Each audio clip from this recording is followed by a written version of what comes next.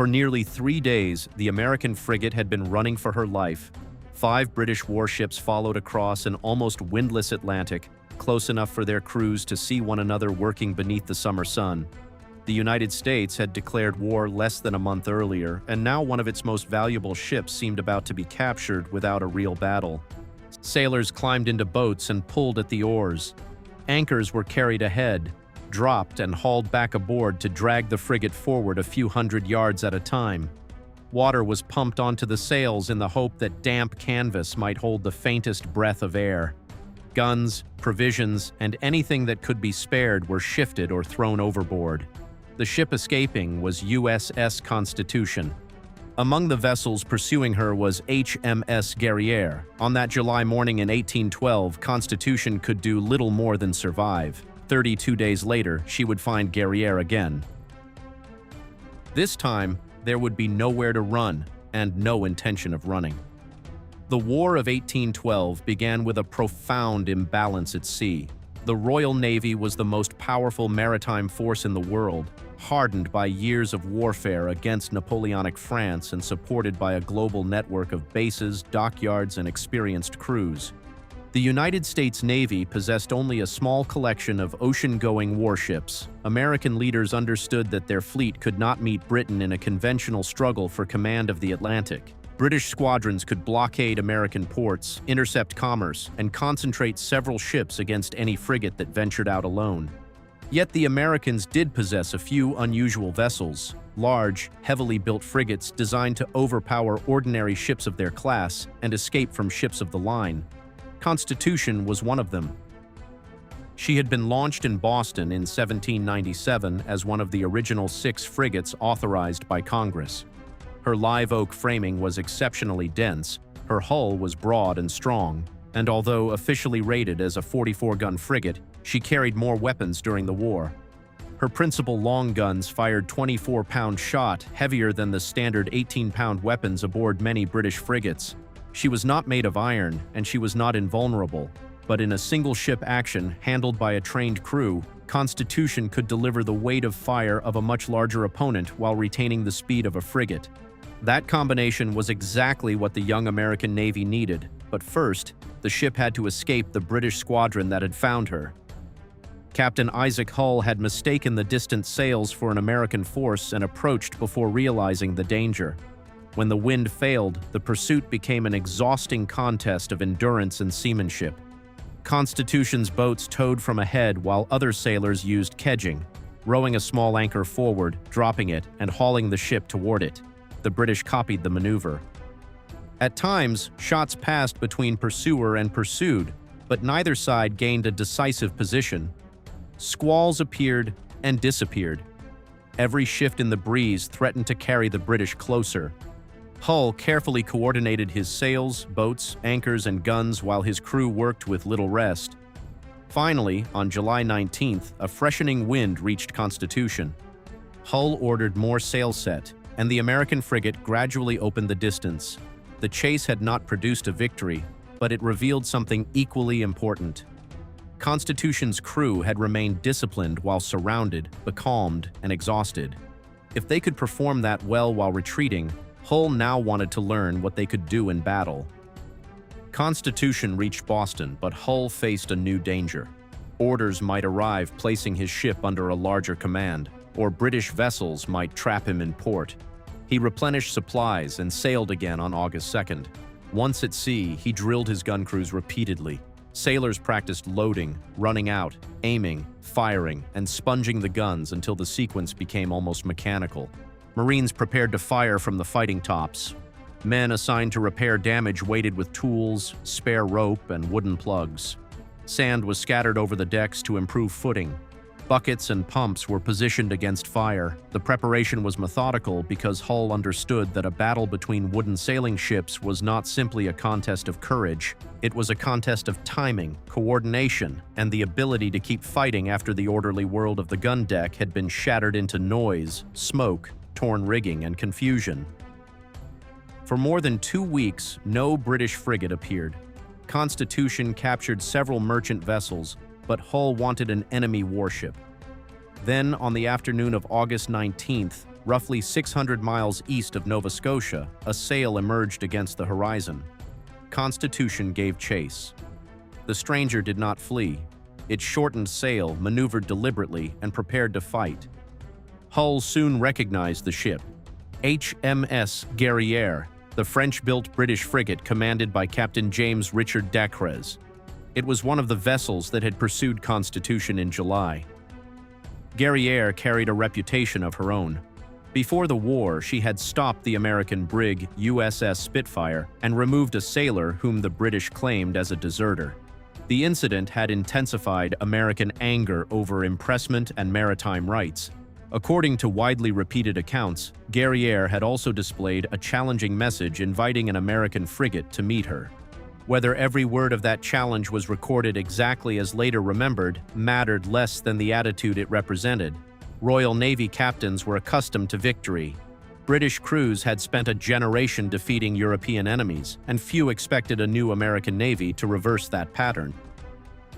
But Guerriere entered the encounter with disadvantages that should not be concealed. Constitution was larger, carried a heavier broadside, and had a more numerous crew. Guerriere had been at sea for months and was in need of repair. Dacres nevertheless chose to accept battle. His duty was not to avoid every stronger frigate, and the prestige of the Royal Navy made withdrawal difficult to contemplate.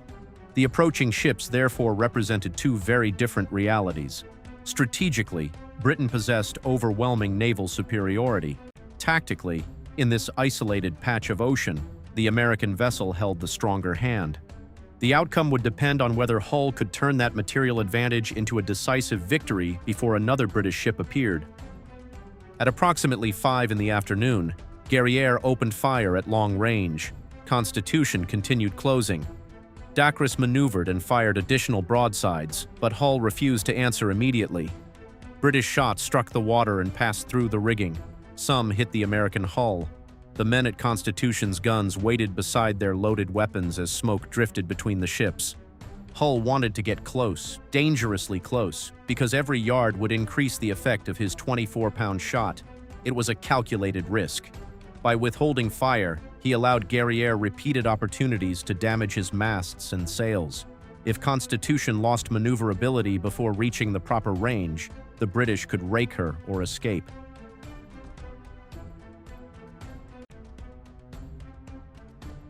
The distance continued to fall. Marines and sailors could distinguish figures on the opposing deck. The American gun crews remained at their stations. When Hull asked his first lieutenant whether they were close enough, Charles Morris reportedly advised him to wait a little longer.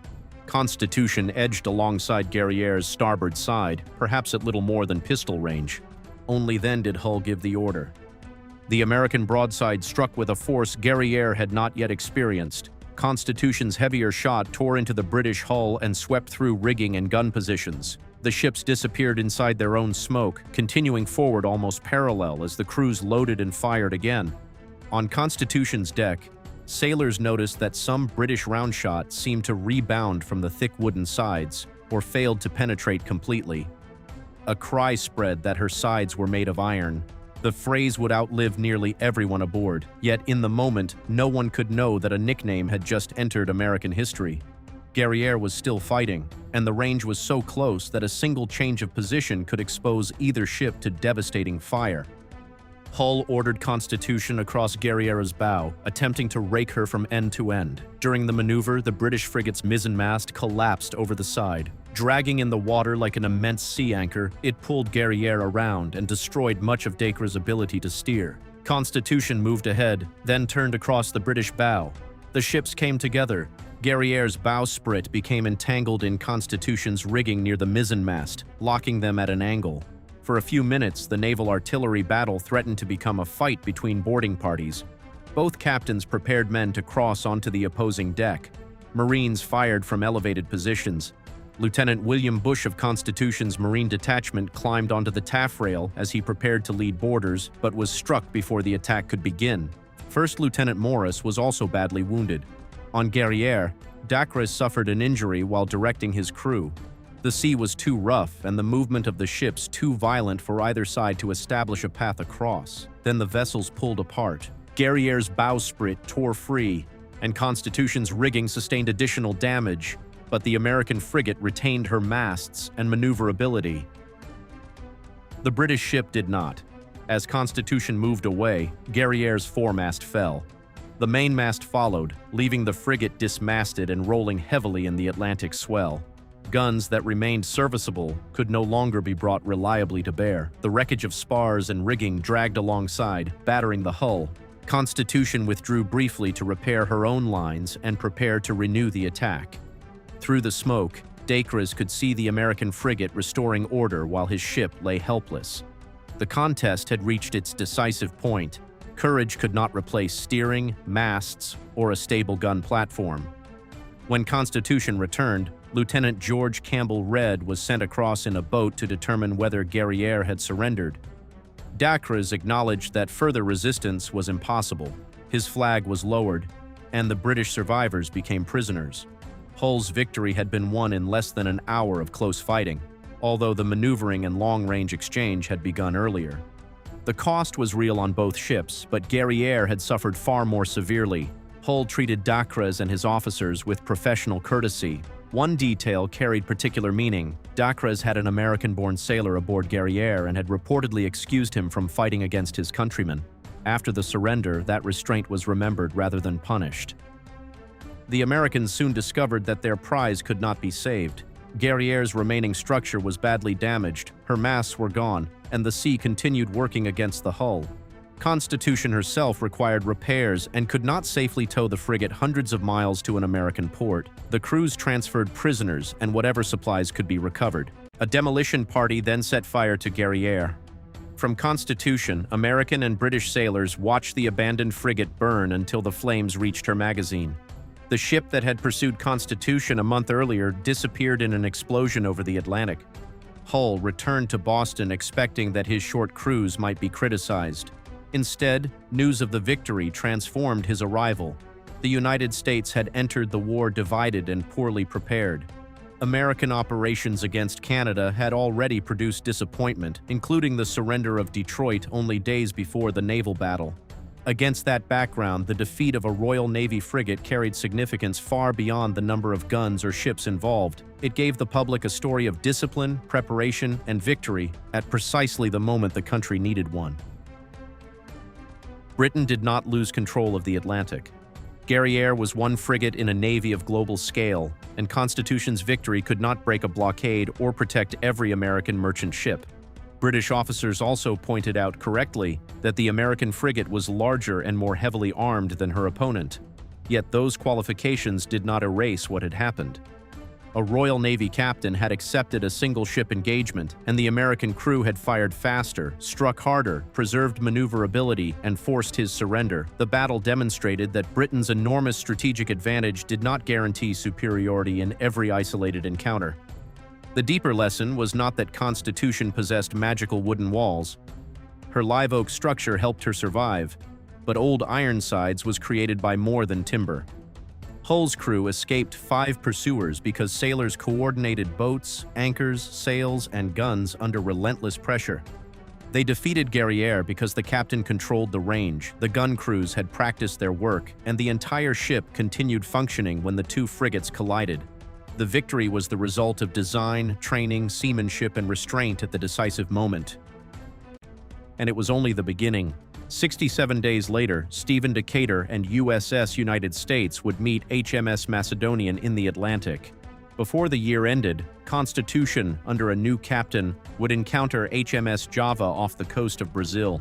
Those battles would force Britain to look more carefully at the American heavy frigates and would turn the opening naval campaign of 1812 into something no one in London or Washington had expected. But the first shock came on August 19th, when the frigate that had recently escaped across a windless sea closed to pistol range and held her fire until the moment was right.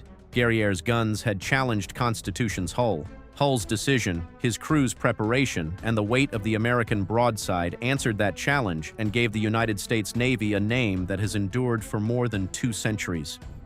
Old Ironsides. Thank you for staying with us until the end. If you want to discover the next confrontation in this remarkable sequence, Subscribe to DWWA now and join us for more documented stories of great wars, legendary ships, and the men whose decisions changed history at sea.